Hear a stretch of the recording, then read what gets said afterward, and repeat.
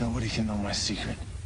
Welcome back, everybody, to the Circle Show 24/7. This is episode 7 of Arrow, entitled Muse of Fire. So let's get right into it. First off, as you can tell, I'm not on my webcam. I'm actually on my iPhone because my webcam is kind of acting stupid. As you can see, I was, trying to do it, trying to, get on it, but it's not really working right. It's not working right. So we're gonna do the review on here so I can get something out to everybody.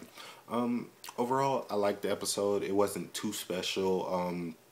It wasn't nothing spectacular, like they kind of hyped it up that, oh, this is, the big reveal of, the Huntress, and she's going to be in the series and stuff. And, I got excited about that because I'm a big Huntress fan.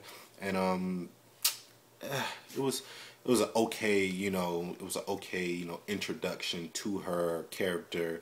The story, it kind of takes place, Ollie's mom basically almost gets shot by this assassin. She almost gets shot by this assassin because this assassin is he killed or the assassin killed this other guy, and almost took out Ollie's mom in the process. Ollie tracks the assassin down. He ends up finding out that the assassin is a chick. The chick is who we all know is the Huntress in the comic books, and they have like their bonding. And he kind of gets to know who she really is, and he, for the first time, he is very intrigued by a person that he can actually talk to about his real problems, and that who actually understands who actually understands like how he feels, and what he's been dealing with like since he's got back. So that in the story was very interesting. It was very that was very good to watch. But just the overall like episode didn't really hit home with me for some reason. I don't know why. They had like a side story with like Merlin, and how his dad took all his money away. And to me, I was kind of like just laughing about it because I was like, well, I don't know. You're like, ha ha ha.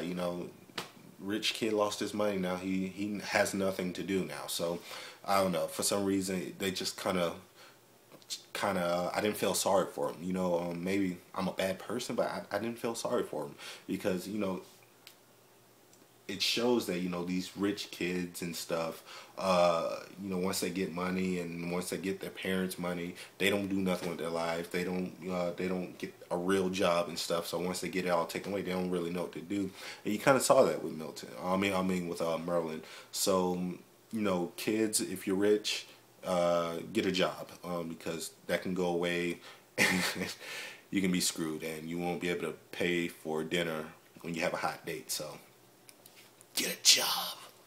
But like I said, overall, I thought the episode was okay. It wasn't. I liked the last week's episode a lot better, or 2 weeks ago episode with the Royal Flush. I thought that was a very good episode. But this week's episode, it was okay. Like I said before, the whole Ollie kind of being very intrigued by this girl was very interesting and very good. But that's all that this episode had for me.